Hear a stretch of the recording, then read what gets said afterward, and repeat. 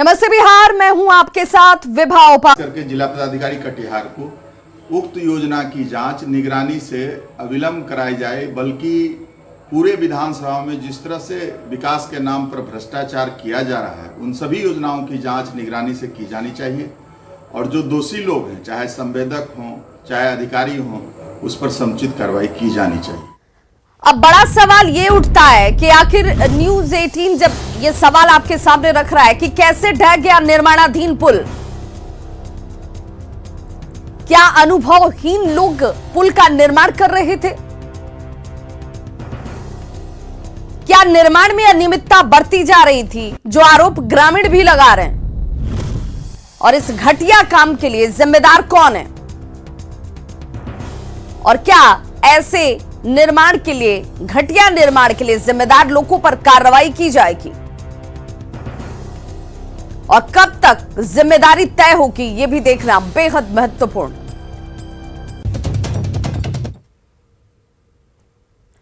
और संवाददाता सुब्रत गुहा हमारे साथ इस वक्त ज्यादा जानकारी के साथ फोन लाइन पर कटिहार से जुड़ गए हैं। सुब्रत, ग्रामीणों के आरोप में और तस्वीरों में दिख रहे ये हालात, कहीं ना कहीं लापरवाही तो बरती गई।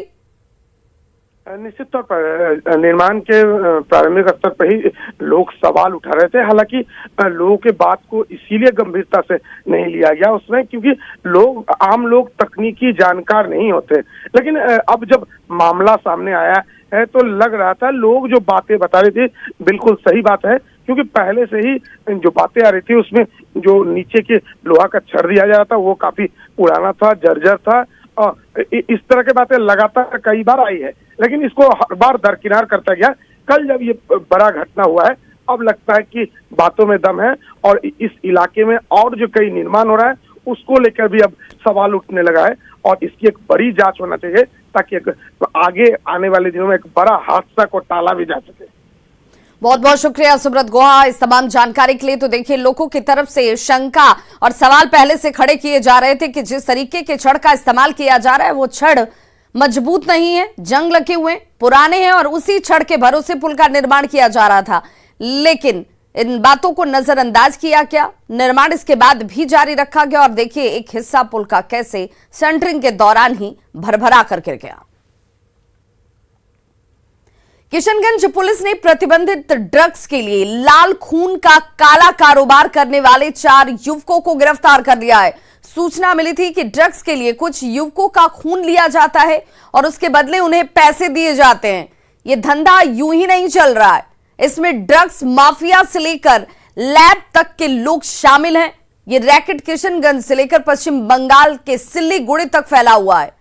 ड्रग्स माफिया नशे के आदि युवकों का पहले खून निकलवाते हैं और फिर उसके बदले उन्हें 1500 रुपए दिए जाते हैं।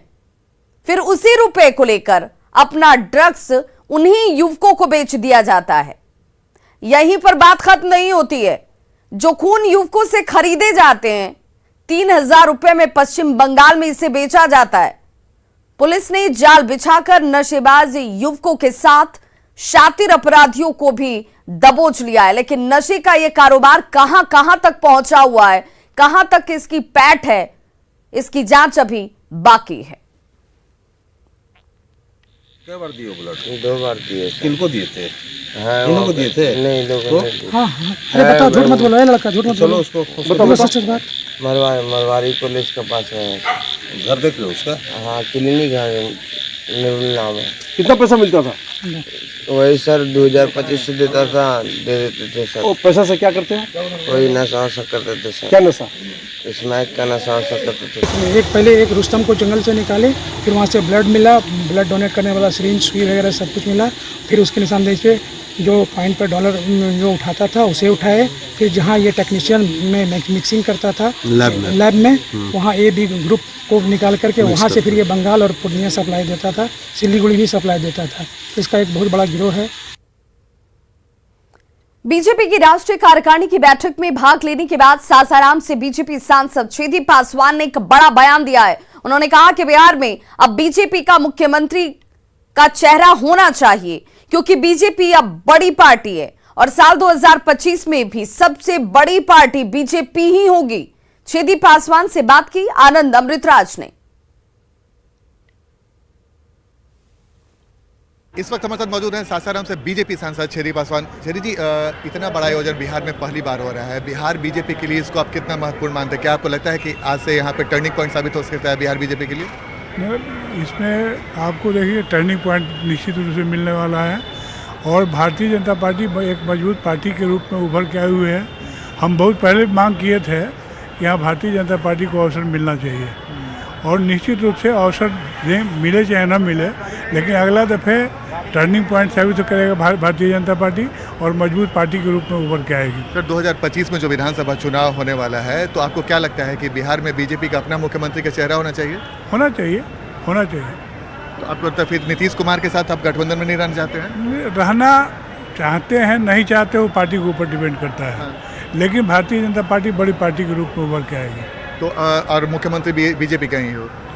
हम तो चाहेंगे कि भाई भारतीय जनता पार्टी बड़ी पार्टी है तो मुख्यमंत्री बने भारतीय जनता पार्टी का। हमारी राय है कि भारतीय जनता पार्टी को भी सबसे बड़ी पार्टी है, मौका मिलना चाहिए। तो बीजेपी सांसद छेदी पासवान ने बड़ा बयान दिया है कि बिहार में बीजेपी सबसे बड़ी पार्टी के तौर पे भी 2025 में उभरेगी और बिहार में बीजेपी का ही चेहरा मुख्यमंत्री का होना चाहिए। कैमरामैन अजय दुबे के साथ आनंद अमृतराज, न्यूज 18 नेटवर्क, पटना। तो बीजेपी के सभी मोर्चों की राष्ट्रीय कार्यकारिणी की बैठक पटना में हो रही है और बैठक में देश भर से बीजेपी के नेता और प्रकोष्ठ के सदस्य शामिल हुए हैं। सभी बैठक में शामिल होकर बेहद उत्साहित हैं। सभी ने इस बात को बेहद अहम बताया कि दूसरे राज्यों से आए सदस्यों से बातचीत यहां पर की हमारे संवाददाता आनंद अमृतराज ने। पटना में भाजपा के संयुक्त मोर्चे की राष्ट्रीय कार्यकारिणी की महत्वपूर्ण बैठक चल रही है और बैठक से कई लोग बाहर निकल रहे हैं और ये बैठक बेहद महत्वपूर्ण माना जा रहा है क्योंकि पहली बार पटना में इस स्तर पे बीजेपी के राष्ट्रीय स्तर के कोई कार्यक्रम हो रहा है और तमाम लोग जो बिहार के कई स्टेट से यहाँ पर पहुँचे हैं वो इसमें शामिल हैं। कहाँ से आए हैं? मैं छत्तीसगढ़ से। कैसा लगा सर इस इतने बड़े आयोजन में बिहार में आकर? बहुत अच्छा लगा। बिहार में ये कार्यक्रम होना निश्चित तौर से हम सब के लिए बड़ा सम्मानजनक है और हम लोग भी सौभाग्यशाली हैं कि यहाँ पे पूरे मोर्चा का 7 मोर्चा का एक साथ संयुक्त रूप से बैठक भारतीय जनता पार्टी ने किया है, जिसका प्रतिफल भारतीय जनता पार्टी को आने वाले समय मिलेगा। इतने बड़े आयोजन में शामिल होकर बहुत अच्छा लग रहा है। बिहार में आके बिहार के लोगों ने जो हमें प्रेम और स्नेह दिया उसके लिए भी मैं बिहार के लोगों का बहुत बहुत धन्यवाद करती हूँ, आभार व्यक्त करती हूँ। और इतने बड़े संयुक्त मोर्चे की बैठक में आके हमें बहुत कुछ अच्छा सीखने को भी मिलेगा, जिससे हम हमारी पार्टी को और मजबूत भी कर सकते हैं। सर, मैं आयुषी श्रीमाली उत्तर प्रदेश काशी से हूँ। योगी जी के राज से? योगी जी के राज्य से और प्रधानमंत्री जी के सांसदीय क्षेत्र से। कैसा लगा बिहार में आकर? बिल्कुल बहुत अच्छा लगा। बिहार तो चूंकि उत्तर प्रदेश और बिहार में बहुत अंतर नहीं है और बिहार से कई तरह के लगाव है, रिलेशन और भी बहुत सारी चीज़। हमारी गंगा वहीं से आती है बिहार आपके लिए और यहाँ जो हमारी कार्य समिति हो रही है ये पहला प्रयोग है भारतीय जनता पार्टी की तरफ से और बेहतरीन प्रयोग है। देखिए, बेहद उत्साहित कोई गुजरात से आ रहे हैं, कोई यूपी से और उन्होंने बिहार को लेकर काफ़ी अच्छी बातें कही और इस बैठक को बेहद महत्वपूर्ण भी बता रही है। कैमरामैन अजय दुबे के साथ आनंद अमृतराज, न्यूज 18 नेटवर्क, पटना। तो बीजेपी की संयुक्त मोर्चों की बैठक पटना में हो रही है और दूसरी तरफ जेडीयू के भी सभी प्रकोष्ठों की बैठक पटना में हुई। ये बैठक संकेत दे रहे हैं कि बीजेपी और जेडीयू के नेता 2024 और 25 की तैयारी में अभी से ही जुट गए हैं। बिहार में बीजेपी की हुंकार,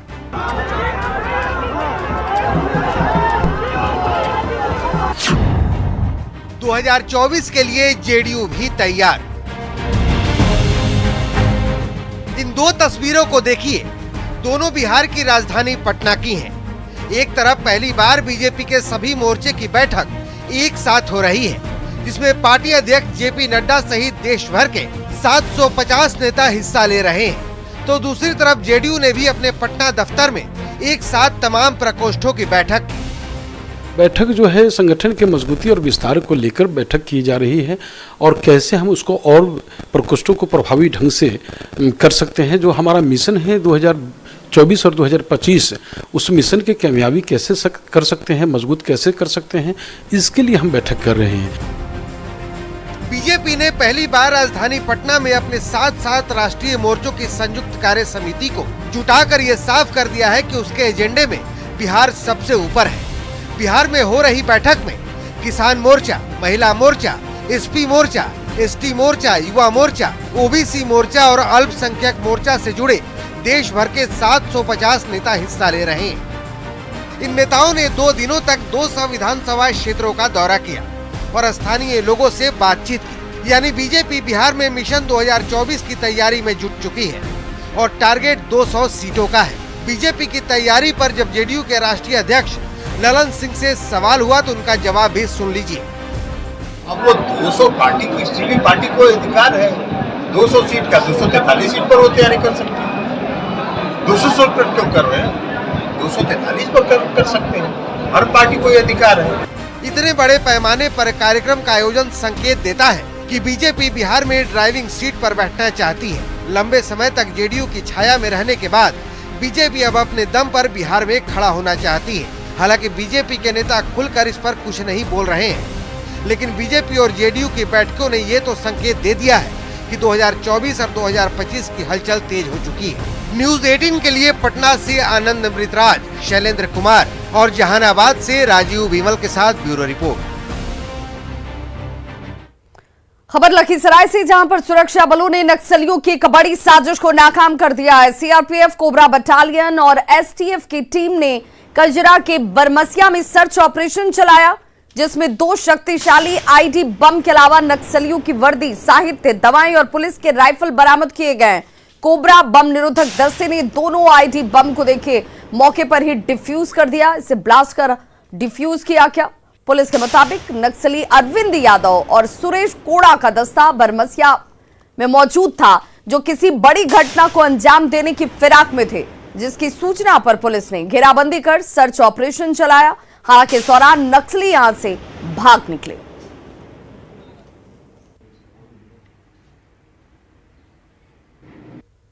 तब उसको बढ़िया से सर्च किया गया जंगल में, तो 2 कंटेनर जो कि झाड़ियों से ढका हुआ था, जिससे पता चला। और जब उसको अच्छे से किया गया तो आईडी 2 प्राप्त हुआ। आईडी जो प्राप्त हुआ वो लगभग 35 और 20 किलो के लगभग कंटेनर में था। साथ ही साथ और भी जब एरिया को सर्च किया गया उसके चारों तरफ, तो ये सब सामग्री जो आप सामने देख रहे हैं सब मिला है। बड़ी खबर राजधानी पटना से, जहां गर्दनीबाग थाना क्षेत्र के पहाड़पुर में 2 परिवार आपस में ही भिड़ गए और दोनों तरफ से जमकर बवाल किया गया। मामले की जानकारी पर पुलिस मौके पर पहुंची और मामले को शांत कराया। यह मामला प्रेम प्रसंग से जुड़ा हुआ बताया जाता है। दरअसल युवक और युवती की 1 साल पहले ही शादी हुई थी, लेकिन कुछ दिन बाद ही तलाक हो गया। अब लड़का घर से गायब है, तो परिजन लड़की वालों पर गायब करने का आरोप लगा रहे हैं। फिलहाल पुलिस अब इस मामले की जांच में जुट गई है।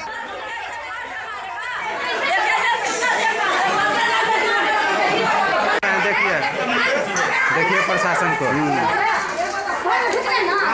देखिए अन्याय कर रहे हैं। पटना के राजीव नगर में प्रशासन ने कई अवैध घरों को तोड़ दिया। जांच में पता चला कि राजीव नगर के इन अवैध निर्माणों के पीछे सबसे बड़ा हाथ भूमाफियाओं का था। चिंता वाली बात यह कि भूमाफियाओं का आतंक अब भी जारी है।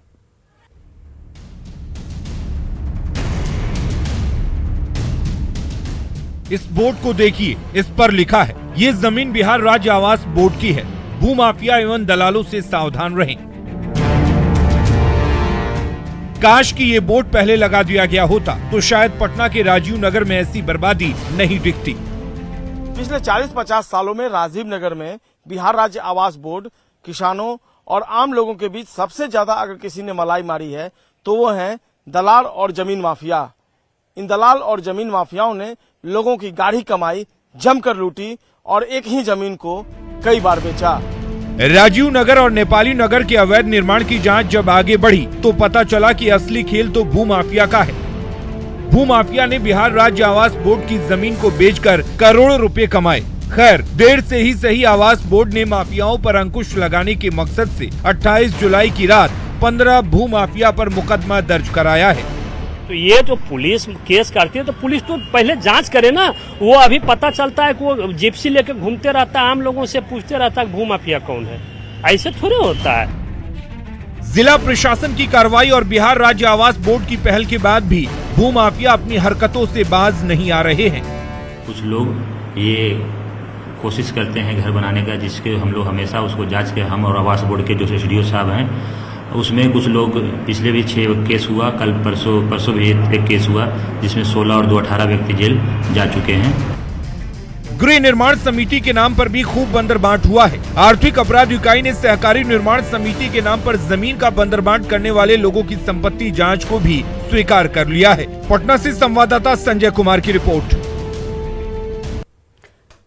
पिछले कई दिनों से देश में कट्टरपंथी संगठनों पर कई तरह के आरोप लग रहे हैं। देश का माहौल खराब करने की कोशिश की जा रही है। कट्टरपंथी सोच रखने वाले संगठनों को आज एनएसए ने सधी भाषा में चिताया और ये बता दिया कि कॉन्फ्लिक्ट पैदा करने से देश में कितना नुकसान पहुंचता है।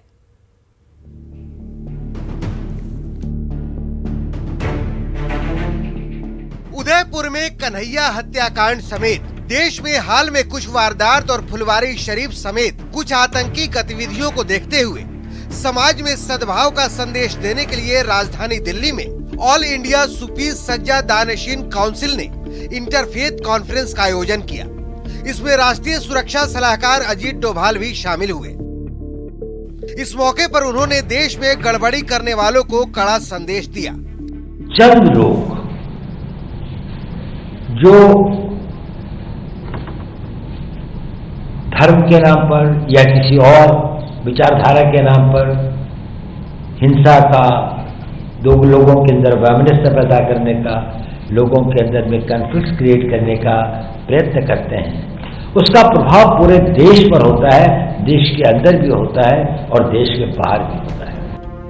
इस कार्यक्रम में हिंदू, मुस्लिम, सिख, ईसाई, जैन धर्म से जुड़े धार्मिक प्रतिनिधि भी शामिल हुए। इस मौके पर दीवान अजमेर शरीफ हजरत सैयद नसीरुद्दीन चिश्ती ने एनएसए अजीत डोभाल की मौजूदगी में कहा कि कट्टरपंथी संगठनों पर लगाम लगाने का वक्त आ चुका है।